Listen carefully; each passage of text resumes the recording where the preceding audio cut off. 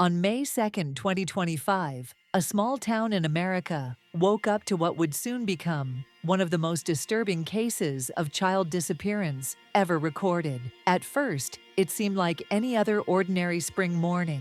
Parents were preparing their children for school, neighbors were walking their dogs, and the streets carried the quiet hum of routine life. But within a few hours, everything changed. The RCMP started a missing persons investigation for Lily, 6, and Jack, 4, after family members could not locate the children in their home or on the property in Lansdowne Station, Pictou County. Lily and Jack, bright and completely innocent, vanished without a trace, leaving behind only silence and confusion. The disappearance was first noticed by a mother who went to pick up her daughter after a playdate that never happened. Her child was supposed to be at a friend's house just 2 streets away. Instead, when she arrived, both children were gone. At first, panic was brushed aside with logical explanations. Maybe they went to the park, maybe they were with another neighbor. But soon, more parents realized their children were missing too. What began as a single mother's concern turned into a collective nightmare. Authorities were alerted almost immediately, and within hours, the community was in lockdown. Police set up roadblocks at every exit point in and out of town. Helicopters circled overhead, and search dogs combed the nearby woods. But what shocked investigators most was the complete lack of evidence. No signs of forced entry into any home, no suspicious vehicles caught on neighborhood cameras, and no witnesses who had seen anything unusual. It was as if the children had simply vanished into thin air.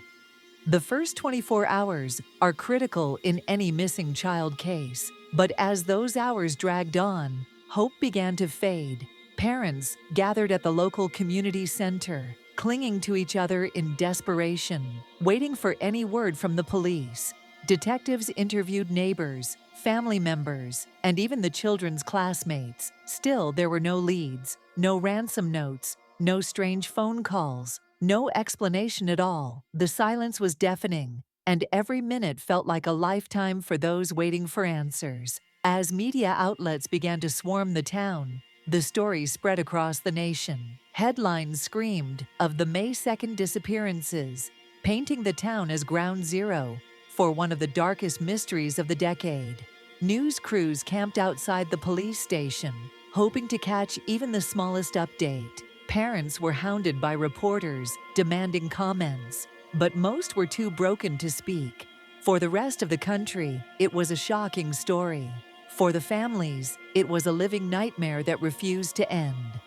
Behind closed doors, detectives were working around the clock. Every inch of the children's last known locations was examined. Forensic teams scoured the ground for footprints, fibers, or fingerprints, anything that could point to a direction.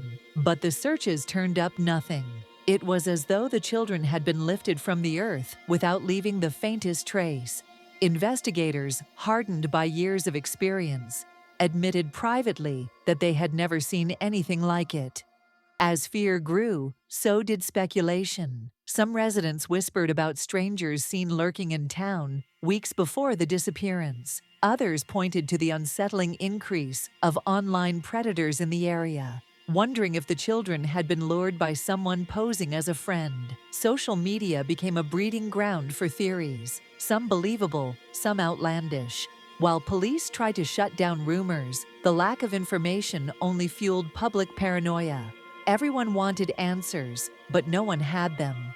By the end of the first week, the FBI officially joined the investigation. They brought advanced technology, including drones, digital forensics teams, and behavioral profilers. Their arrival signaled the gravity of the case. This was no longer a local tragedy. It was a national emergency. Still, even with federal resources, the investigation hit wall after wall. Every possible lead, whether it was a reported sighting, a suspicious vehicle, or a potential suspect, collapsed under scrutiny. Nothing fit. Meanwhile, the families were left to navigate their grief under the harsh spotlight of media attention. Vigils were held nightly, candles illuminating the darkness, as prayers were whispered for the children's safe return. Photos of their smiling faces were plastered on every telephone pole, storefront, and television screen. The images were a haunting reminder of who was missing, not just statistics in a case, but real children with futures that had been ripped away in an instant. But beneath the grief, a more chilling reality was beginning to take hold. If these children could vanish in such a complete and untraceable way, what did that mean for everyone else? Parents began keeping their kids indoors, schools tightened security, and the town itself transformed from a friendly community into a place of fear and suspicion. The disappearance had shattered not just families, but an entire way of life. Something unimaginable had happened here, and it was only the beginning of the mystery. As the investigation moved into its second week, a strange pattern began to emerge. When detectives mapped out the last known locations of the missing children, they noticed they were all within a 2-mile radius of a wooded area, locals called Hollow Creek. This place had long been a source of unsettling stories, tales of people getting lost, strange noises at night, and unexplained lights seen deep in the trees. Most residents dismissed these as small-town legends, but now the woods were being looked at with a grim new urgency. Search teams swept through Hollow Creek with every tool available: thermal imaging, night vision, even divers for the small pond hidden within the forest. Yet, incredibly, no trace of the children appeared. No dropped belongings, no torn clothing, nothing that could confirm they had ever set foot there. It was maddening for investigators who knew the woods seemed like the most logical place to find evidence. And yet it was as if the forest was keeping its own secrets.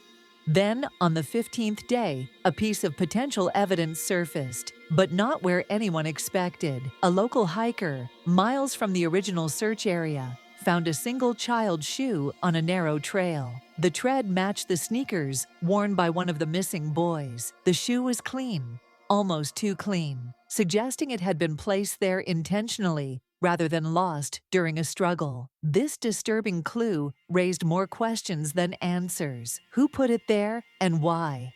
FBI profilers began to consider the possibility that the children were being held somewhere rather than harmed immediately. The lack of bodies, combined with the deliberate placement of the shoe, hinted at an abductor who was both careful and calculated.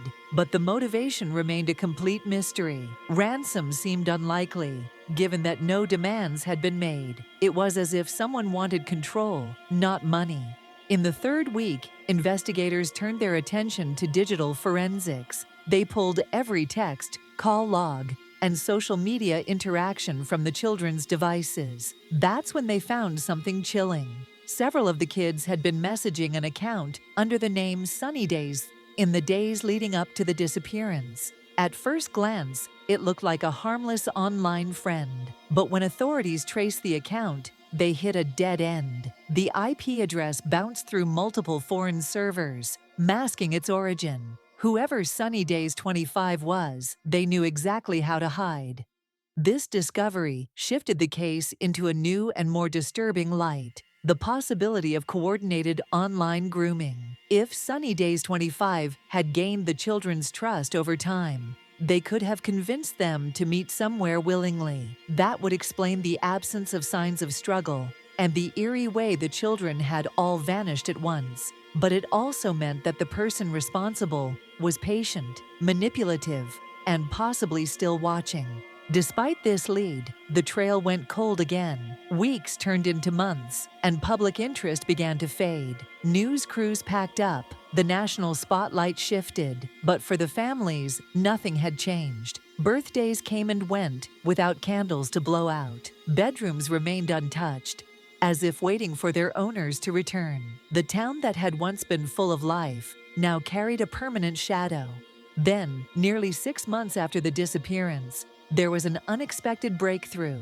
A man arrested in another state on unrelated charges claimed to have information about the May 2nd kids. Detectives flew out immediately to interview him. He spoke in cryptic, unsettling phrases, describing a place where the sun never rises and children who forgot their names. Some of what he said seemed delusional, but certain details matched facts never released to the public. Authorities searched the area he mentioned, a derelict farmhouse deep in the countryside. Inside, they found evidence suggesting someone had been living there recently: blankets, food wrappers, and drawings on the walls made by children. But by the time police arrived, the house was empty. Whoever had been there was gone, and the trail was once again fading into darkness. Today, the May 2nd disappearance remains one of the most haunting unsolved cases in modern history. The faces of those children still appear on missing posters, their smiles frozen in time. For the families, closure is a distant hope. And for the investigators, the case is a constant reminder that evil can operate in silence. Right under our noses, somewhere out there, the answers exist. The question is whether we'll ever find them, or whether the truth is too disturbing for the world to know. Authorities searched the area he mentioned, a derelict farmhouse deep in the countryside. Inside, they found evidence suggesting someone had been living there recently: blankets, food wrappers, and drawings on the walls made by children. But by the time police arrived, the house was empty. Whoever had been there was gone, and the trail was once again fading into darkness. Cases like this remind us how fragile safety can be, and how quickly the ordinary can turn into the unimaginable. The disappearance of these children isn't just a story. It's a wound that still hasn't healed, and a mystery that refuses to be silenced. Somewhere, someone knows the truth, and maybe one day, it will come to light. If you want to follow every twist in this case, and others just as chilling, make sure you subscribe and turn on the notification bell so you never miss a story. If you found this video important, please like it. It helps keep these cases in the public eye. And in the comments, let me know, what do you think really happened on May 2nd, 2025? Your voice might be the one that sparks a new lead. Until next time, stay safe, stay curious, and never stop looking deeper.